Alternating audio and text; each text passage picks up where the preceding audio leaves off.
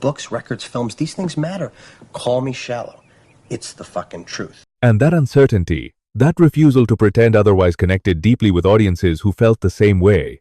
For Gen X teenagers navigating the anxieties of dating, identity, and an uncertain future, he was the soundtrack generation, the mixtaper's love language, the car ride confession, the idea that maybe being yourself was enough when the anxious dreamer grows older.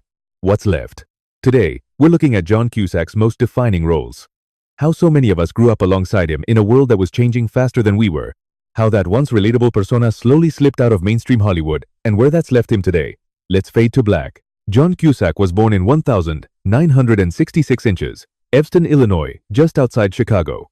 He came from a theater family. All four of his siblings became actors.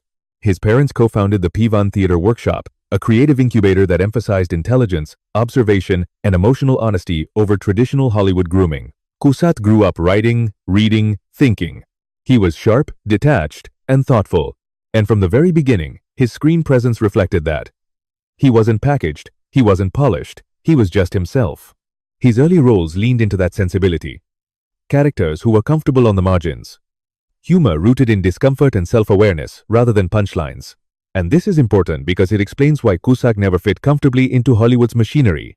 He didn't want to be a movie star in the traditional sense. He wanted to be an actor. And that distinction, subtle as it seems, would eventually become a problem because Hollywood rewards movie stars. It builds franchises around them. It manufactures images and brands and carefully managed personas. John Cusack was never interested in any of that. Between 1984 and 1989, John Cusack became the voice of a generation, even if nobody was calling it that yet. It started small. In 1984, he had a supporting role in 16 Candles, part of the John Hughes universe, where teenage alienation was finally being made visible on screen. Then came Better Off Dead in 1985, a deeply weird, absurdist teen comedy where Cusack's deadpan delivery and comic timing turned what could have been a forgettable high school movie into a little classic. It didn't make a lot of money, but it connected, and people remembered it. Also, in 1985, he appeared in Rob Reiner's The Sure Thing, a road trip romantic comedy that showcased his charm and comic timing opposite Daphne Zanier. One Crazy Summer followed in 1986, reuniting Cusack with director Savage Steve Holland. Again, quirky again, offbeat again. Cusack playing characters who didn't quite fit. That same year, he had a small role in Stand By Me, not a major part, but culturally significant. He was now positioned alongside one of the defining Gen X coming-of-age stories. In 1988, he appeared in John Sayles' 8 Men Out, playing Buck Weaver in the true story of the 1919 Black Sox scandal. It was an ensemble piece about the Chicago White Sox players who conspired to throw the World Series. Cusack played a player caught between loyalty to his teammates and his own moral compass. It was a different kind of performance, more restrained, more dramatic, and it showed he had range beyond the quirky teenage characters he'd been playing. These films positioned Cusack as adjacent to something bigger. But it wasn't until 1989 with Say Anything that everything clicked. And here's the thing about Lloyd Dobler that I don't think gets talked about enough. When I watched Say Anything as a teenager, Lloyd didn't feel like a movie character. He felt like someone I knew. He wasn't driving a sports car. He wasn't the star athlete. He didn't have money or status or a clear path to success. He lived with his sister. He kickboxed. He had no idea what he wanted to do with his life, except he didn't want to. I don't want to sell anything, buy anything, or process anything as a career. And that was it. That was the whole character. A guy who cared deeply, had no plan, and was just trying. What made Lloyd Dobler revolutionary wasn't that he was aspirational, it's that he wasn't. You didn't watch him and think, I want to be that guy. You watched him and thought, I am that guy. He was dating anxiety personified, the fear of saying the wrong thing, the hope that maybe sincerity would be enough. The boombox scene isn't flashy. It's desperate and vulnerable. It's a grand gesture made by someone who has no other moves. And for a lot of us, navigating our own uncertainties about relationships, about the future, about who we were supposed to become, Lloyd Dobler gave us permission to just be uncertain, to not have it figured out, to try anyway. That's what John Cusack brought to the screen. Not aspiration, recognition. He played normal people. And in the late 80s, when movies were filled with larger-than-a-life heroes and polished archetypes, seeing someone normal, genuinely, awkwardly, honestly normal, felt radical. Lloyd Dobler wasn't a character. He was a mirror. Have to Say Anything, Cusack could have locked into romantic leads and stayed there. Hollywood would have been fine with that. Audiences would have been fine with that. But Cusack wasn't interested. Instead, he started choosing darker, smarter, more uncomfortable roles. In 1990, he appeared in The Grifters, directed by Stephen Frears. It was a brutal adult crime drama with Angelica Houston and Annette Bening. Cusack played a small-time con artist trapped between his manipulative mother and his dangerous girlfriend. It was morally complex, emotionally damaged, and about as far from Lloyd Doppler as you could get. True Colors in 1991 explored political ambition and betrayal. Bullets Over Broadway in 94 put him in a Woody Allen ensemble playing a neurotic playwright with comic precision. But the real turning point came in 97 with Grosse Point Blank. Cusack co-wrote the script. He played a hitman returning to his 10-year high school reunion. The film was violent, darkly funny, nostalgic, and deeply cynical about what it means to grow up and realize you've become someone you don't even recognize. It was also a creative partnership. Jeremy Piven, his sister Joan Cusack, and director George Armitage. The film worked critically and commercially. It proved Cusack could carry a film, write a film, and make something smart and strange and personal. But here's what's important. Cusack was no longer playing lovable dreamers. He was playing men wrestling with who they'd become. Men dealing with regret, violence, moral compromise, and the gap between who they wanted to be and who they actually were. He was choosing complexity over comfort intellectually and emotionally, and that choice would define the rest of his career. By the late 1990s, Cusack was everywhere, but also nowhere in particular. He appeared in Con Air in 1997, a big-budget action spectacle with Nicolas Cage. He was effective in it, but slightly out of place. This wasn't his world. He was doing it because it was a job, not because it fit. That same year, he worked with Clint Eastwood on Midnight in the Garden of Good and Evil, a Southern Gothic mystery where Cusack played a journalist observing the story rather than driving it. Then came The Thin Red Line in 1998, Terrence Malick's sprawling philosophical war epic. Cusack disappeared into the ensemble, part of a meditation on violence, nature, and mortality. It was prestigious, but it wasn't a showcase. Pushing Tin in 1999 paired him with Billy Bob Thornton in a film about air traffic controllers, masculinity, and competition. It didn't connect with audiences or critics. And here's where the broader industry context becomes important. John Cusack could fit into almost anything, but he didn't sit at the center of anything. He wasn't a franchise anchor. He wasn't a brand. He was a character actor with leading man looks. And Hollywood was starting to pivot away from that model. The mid-budget adult drama, the kind of film that had sustained actors like Cusack throughout the 90s, was beginning its slow death. Studios were chasing tentpoles, franchises, international box office. Actors who were intelligent, idiosyncratic, and uninterested in playing the game were quietly being pushed to the margins. Cusack could see it happening, and he wasn't interested in changing to fit. Between 1999 and 2001, John Cusack did some of the best work of his career.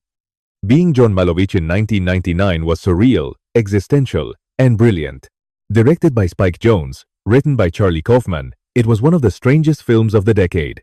Cusack played a puppeteer who discovers a portal into John Malovich's brain. It was funny, disturbing, and deeply original, and Cusack was perfect in it, the everyman portal into madness. Then came High Fidelity in 2000. Based on Nick Horn's novel directed by Stephen Frears, this was Cusack at his absolute best.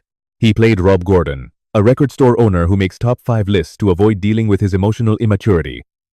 Rob was neurotic, self-absorbed, emotionally stunted, and painfully relatable. Cusack broke the fourth wall, talking directly to the camera, narrating his own dysfunction. It was funny and sad in equal measure, and it worked because Cusack had aged alongside his audience. Lloyd Doppler had grown up, gotten more complicated, and still hadn't figured it out. High Fidelity was a critical and commercial success. It's one of those films people return to again and again because it captures something true about relationships, music, and the way we sabotage ourselves. And then in 2001, Cusack made Serendipity, a lighter, more conventional romantic comedy. It was a box office success, but a tonal departure. And here's the thing, John Cusack was at his creative peak, but the lane that had supported him, smart, mid-budget character pieces, was quietly disappearing. Neurotic, intellectual male leads were falling out of fashion, the industry was moving on, and Cusack. Well, after High Fidelity and Serendipity, John Cusack kept working steadily, but the scale and visibility of his projects began to contract. In 2003, he appeared in Identity, a psychological thriller where Cusack played a limo driver trapped at a remote motel with strangers being killed one by one. It was dark, twisty, and showed Cusack leaning further into genre material. In 2003, he appeared in Runaway Jury, a legal thriller based on John Grisham's novel alongside Gene Hackman and Dustin Hoffman, the kind of adult-oriented drama that had been Cusack's bread and butter throughout the 90s.